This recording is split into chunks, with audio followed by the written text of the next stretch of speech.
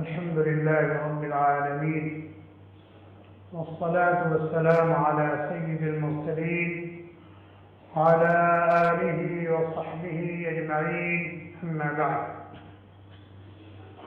أعوذ بالله من الشيطان الرجيم. بسم الله الرحمن الرحيم.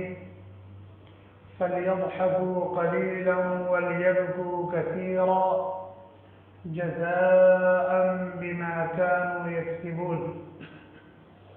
عن عبد الله بن مسعود رضي الله عنه قال: قال رسول الله صلى الله عليه وسلم: ما من عبد مؤمن يخرج من عينيه دموع وإن كان مثل رأس الذباب من خشية الله تعالى، ثم يصيب شيئا من حر وجهه إلا حرمه الله على النار. رواه ابن ماجه. وقال رسول الله صلى الله عليه وسلم: لا يلج النار رجل بكى من خشية الله حتى يعود اللبن في الضرع، أو كما قال النبي صلى الله عليه وسلم. جس طرح نماز، روزہ، حج اور عمرہ، ذکر اور تلاوت، صدقہ و خیرات، امر بالمعروف نہی عن المنکر، اور غریبوں، محتاجوں، لاچاروں، مجبوروں کی حاجت روائی کرنا، یہ سب عبادت اللہ رب العالمین کی محبوبیت اور ان کے قرب کا ذریعہ، اور ان اعمال کو کر کے بندہ اللہ تبارک و تعالیٰ کا پیارا بنتا ہے، چہیتا بنتا ہے، اللہ کے قریب ہوتا ہے، اللہ تعالیٰ اس کو اجر و ثواب عطا فرماتے ہیں۔ اور ان اعمال کے کرنے پر قرآن اور حدیث میں کرنے والے سے انعام و اکرام کا وعدہ کیا گیا ہے۔ ایسے لوگوں پر اللہ تعالیٰ کی الطاف و عنایات کی بارش ہوتی ہے۔ اسی طرح سے اللہ تعالیٰ کی محبت میں اس کی عظمت اور کبریائی کو سوچ کر، اس کے جلال و جبروت کو سوچ کر، اس کے غضب اور غصے اور اس کے عذاب کو سوچ کر تو رونا، آنکھوں سے آنسو بہانا، تڑپنا، یہ بھی بہت بڑی عبادت ہے، بہت بڑی عبادت ہے۔ قرآن و حدیث میں اس طرح رونے کا حکم دیا گیا ہے، اور رونے والوں سے بڑے بڑے انعام و اکرام کا وعدہ کیا گیا ہے۔ اور انبیاء سے، صحابہ اور اولیاء اللہ سے رونے کے عجیب عجیب واقعات کتابوں میں موجود ہیں۔ اسی سلسلے کی یہ آیت ہے جو بھی آپ کے سامنے پڑھی گی۔ اللہ تعالیٰ اپنے بندوں سے کہتے ہیں: فَلْيَضْحَكُوا قَلِيلًا وَلْيَبْكُوا كَثِيرًا۔ ہنسا کم کرو، چاہیے کہ یہ بندے ہنسیں کم اور روئیں زیادہ، روئیں زیادہ۔ آج ایسا نہیں کہ ہم روتے نہیں، ہماری آنکھوں سے آنسو نہیں بہتے، ہمارا دل نہیں تڑپتا، نہیں، ہم روتے ہیں اور بہت روتے ہیں۔ ہماری آنکھوں سے آنسو رواں ہو جاتے ہیں، ہماری آنکھیں اشتبار ہو جاتی ہیں، نم ہو جاتی ہیں، اور ہم تڑپ اٹھتے ہیں۔ کوئی بیماری ہو جائے، آنکھوں میں آنسو آ گئے، دل تڑپ گئے، کوئی حادثہ پیش آ جائے، کوئی مصیبت پیش آ جائے، ملازمت چھوٹ جائے، نوکری چھوٹ جائے، اپنا کوئی عزیز ترین دنیا سے رخصت ہو جائے، یا دنیا میں رہتے ہوئے جو اس سے جدائی ہو جائے، تو آدمی روتا ہے، بلکہ بہانے پر روتا ہے، اور بہت روتا ہے۔ اور اس قسم کے رونے سے منع بھی نہیں کیا گیا۔ اس قسم کے جو حالات پیش آتے ہیں، اس طرح کی جو پریشانیاں ہیں، اس طرح کی جو آزمائشوں میں بندہ آ جاتا ہے، اس پر رونے سے منع نہیں کیا گیا، لیکن اس رونے پر کوئی وعدہ بھی نہیں، اس رونے پر کوئی وعدہ بھی نہیں ہے، لیکن ایک رونا ایسا ہے کہ بہت بڑی عبادت، اور اس پر بڑے بڑے واضح ہے، جیسے اللہ کے نبی علیہ السلام نے فرمایا، حضرت عبداللہ بن مسعود رضی اللہ تعالی عنہ راوی ہے ابن ماجہ کی روایت، کہ جب کوئی بندہ مومن اس کی آنکھوں میں آنسو آ جائے، کسی بندے مومن کی آنکھوں میں آنسو آ جائے، اور وہ آنسو چاہے مکھی کے سر کے برابر کیوں نہ ہو، مکھی کے سر کے برابر، مکھی کا سر کتنا بڑا ہوتا ہے، جب کسی بندے مومن کی آنکھوں میں آنسو آ جائیں اور چاہے وہ آنسو مکھی کے سر کے برابر کیوں نہ ہو، اور پھر وہ آنسو آنکھوں سے لڑک کر رخسار پر آ جائے، اور یہ آنسو آئے کیوں آنکھوں میں، آنکھیں نم ہوئی کیوں، من خشیت اللہ، من خشیت اللہ، اللہ کے ڈر سے، اللہ کے خوف سے، اللہ کے جلال و جبروت کو سوچ کر، اپنی گناہوں کو یاد کر کے، یا اللہ کی محبت میں، اللہ سے ملاقات کے شوق میں یہ آنسو آئے،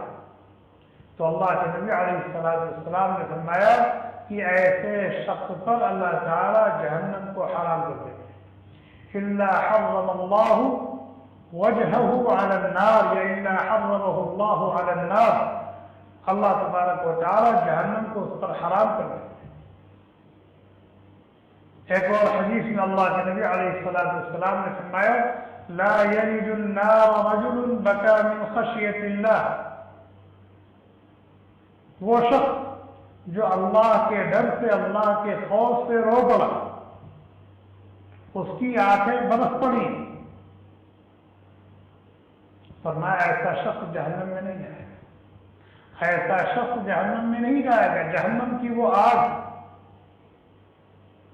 کہ اگر دریا پورا کا پورا سمندر کا پانی اس میں اڈیل دیا جائے تو وہ آگ بجھنے والی نہیں ہے۔ جہنم کی آگ اگر اس میں پورا کا پورا سمندر اڈیل دیا جائے تو جہنم کی آگ اس پانی سے بجھنے والی نہیں ہے، لیکن بندے مومن کے آنسو میں اللہ تعالیٰ نے اتنی طاقت دی ہے کہ ایک قطرہ آنسو، ایک قطرہ آنسو جہنم کی آگ کو بجھا دیتا ہے۔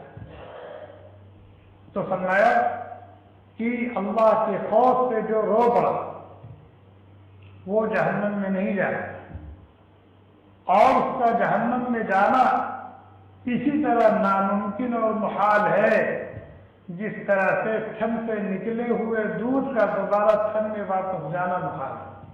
اللہ کے نبی علیہ السلام نے مثال دی، حتی یعود اللبن فی الضرع، بکری ہے اس کے تھن میں دودھ ہے، وہ دودھ نکال لیا جائے تو دنیا کی کوئی طاقت اس دودھ کو واپس کر سکتی ہے اس کے تھن۔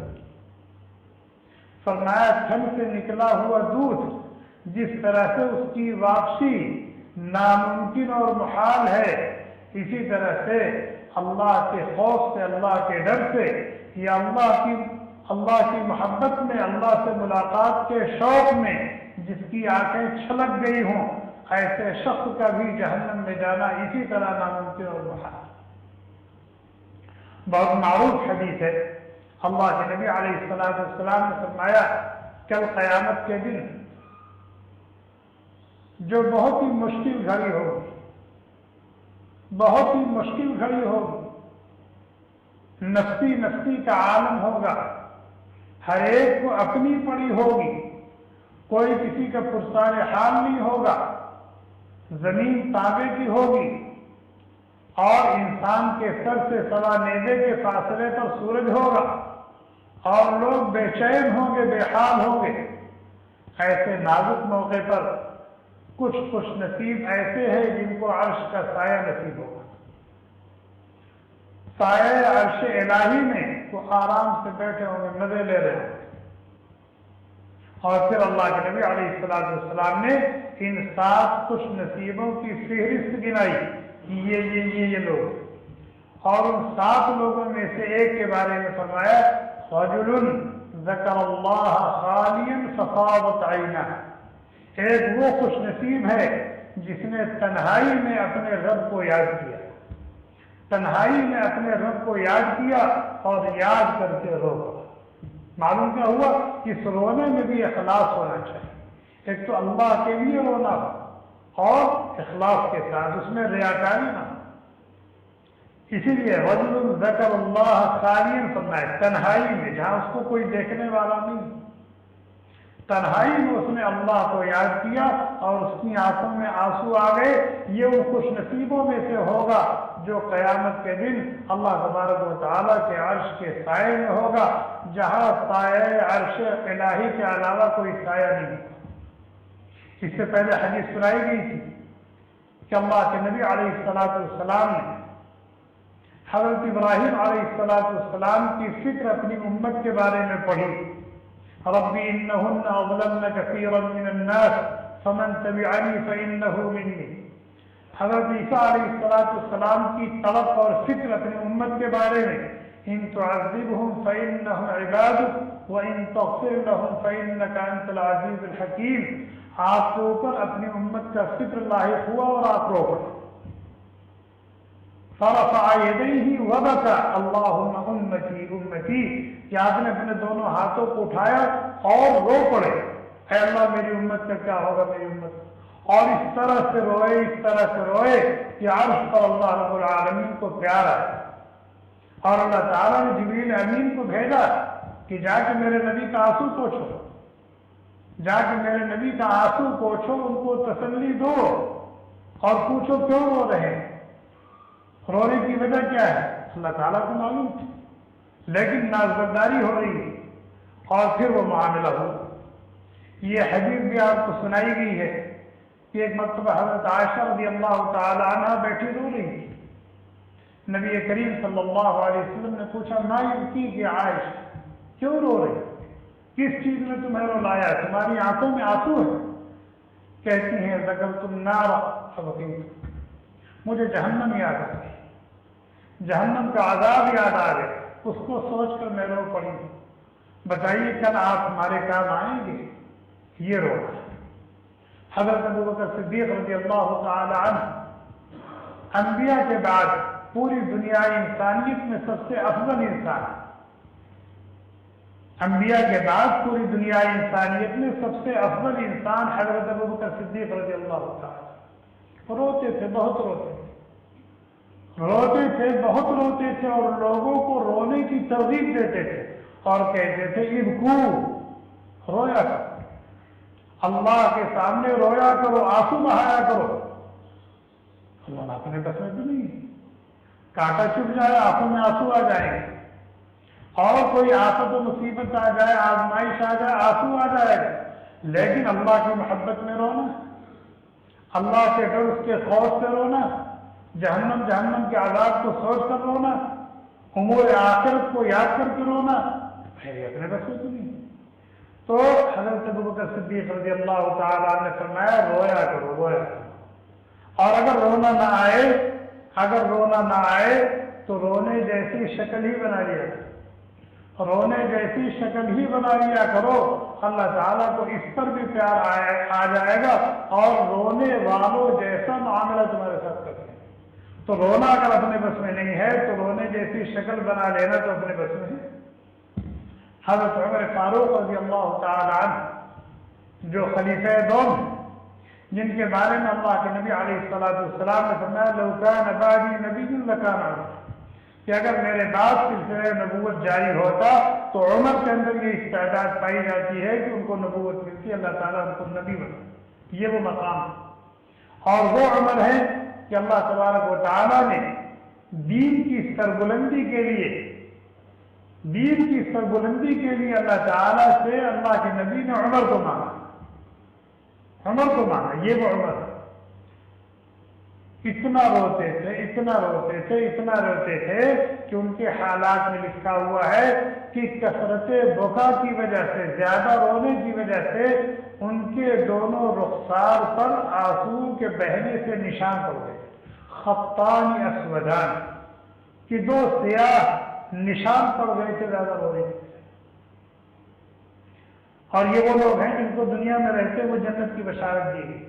حضرت عثمان بن عفان رضی اللہ تعالیٰ عنہ کے بارے میں پہلے سنایا گیا ہے کہ جب قبر کے پاس سے گزرتے تھے تو رونے لگتے. اور کتنا روتے تھے؟ راوی کہتے حتی تبل لحیته، آپ کی داڑھی مبارک آنسوؤں سے تر ہو جاتی تھی۔ پوچھا گیا تذکر الجنت والنار ولا تبکی وتبکی من هذا، جنت اور جہنم کا تذکرہ ہوتا ہے، اس پر آپ اس قدر نہیں روتے جتنا آپ قبر کو دیکھ کر کے روتے۔ پھر بتایا کہ میں نے نبی علیہ السلام سے سنا ہے کہ قبر آخرت کی منزلوں میں سے پہلی منزل ہے، جس کے لیے یہ منزل آسان ہو گئی اس کے بعد کی منزلیں اس کے لیے آسان ہوتی جائیں گی۔ اور میں نے یہ بھی سنا ہے کہ قبر جنت کے باغوں میں سے ایک باغ ہے یا جہنم کے گڑھوں میں سے ایک گڑھا ہے، پھر اس کو دیکھ کر میں کیوں نہ روؤں؟ حضرت علی رضی اللہ تعالی کثرت سے روتے تھے۔ اس طرح کے واقعات کتب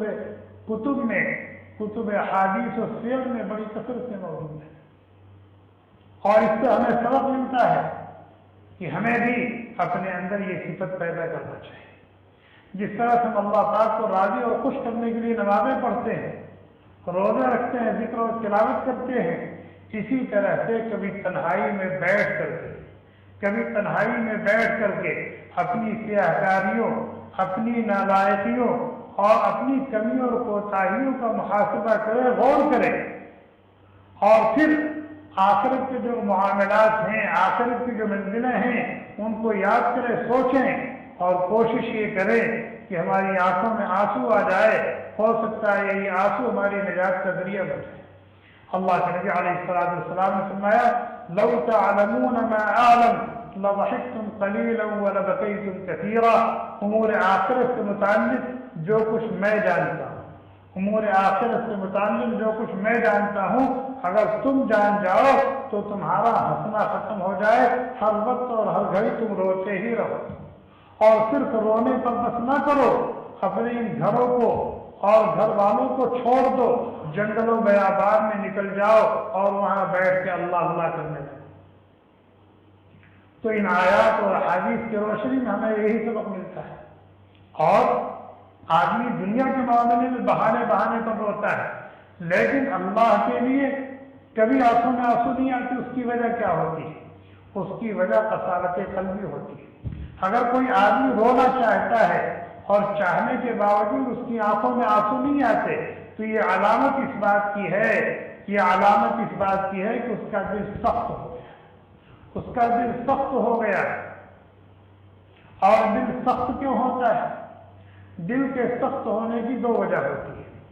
ایک وجہ تو معصیت اور نافرمانی، گناہوں کا ارتکاب، اس سے دل سخت ہو جاتا ہے۔ اور دوسرے آخرت سے غفلت اور دنیا میں بہت زیادہ مشغولیت اور تعلق دنیا کے ساز و سامان سے ہر وقت اسی کی فکر میں ہے، تو اس کی وجہ سے بھی دل کے اندر سختی آ جاتی ہے۔ اور جب دل کے اندر سختی آ جاتی ہے تو پھر رونا نہیں آتا۔ اس کے لیے آدمی کو اپنا تعلق دنیا سے کم کرنا چاہیے اور آخرت کی طرف توجہ دینی چاہیے، اور کثرت سے توبہ اور استغفار کرنا چاہیے، اور ان خوش نصیبوں سے اپنا تعلق قائم کرنا چاہیے جو اس نعمت سے مالا مال ہیں، یعنی جو اللہ کی محبت میں رونے والے ہیں، اللہ کی خشیت اور اس کے خوف سے آنسو بہانے والے ہیں، ان سے تعلق رکھے تو دھیرے دھیرے یہ صفت وہاں سے یہاں منتقل ہو جائے۔ گوشت والے کے یہاں جائیں گے گوشت مل جائے گا، عطر والے کے یہاں جائیں گے عطر ملے گی، ملتی ہے نہیں ملتی؟ سبزی والے کے یہاں جائیں گے سبزی مل جائے گی، دودھ چاہیے دودھ والے کے یہاں چلے جائیں گے۔ کسی طریقے سے اگر اللہ کے لیے رونا چاہیے تو رونے والوں سے تعلق قائم کر لے تو یہ نعمت وہاں سے مل جائے گی۔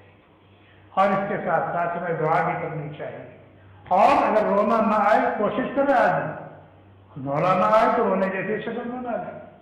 اللہ تبارک و تعالیٰ کے پیارے نبی حضرت موسیٰ علیہ السلام کے مقابلے میں جو جادوگر آئے تھے مسلمان ہو گئے تھے نہیں ہو گئے تھے؟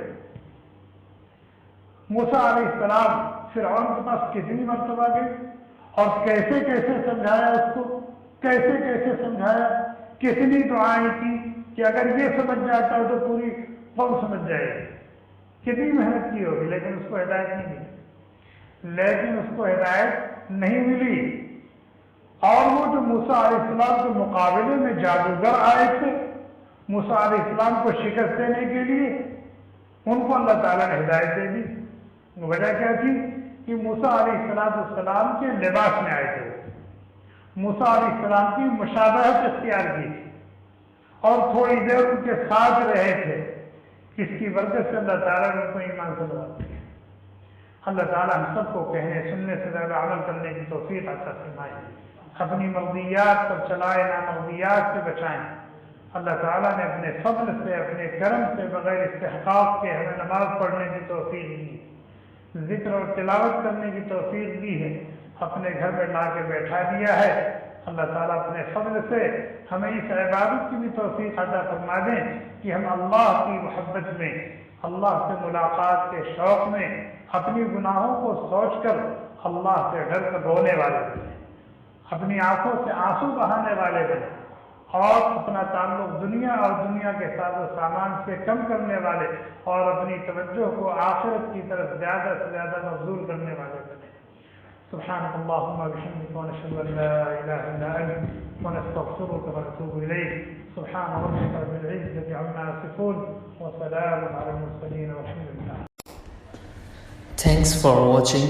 Don't forget to like, comment, share and subscribe to Al Wahid channel.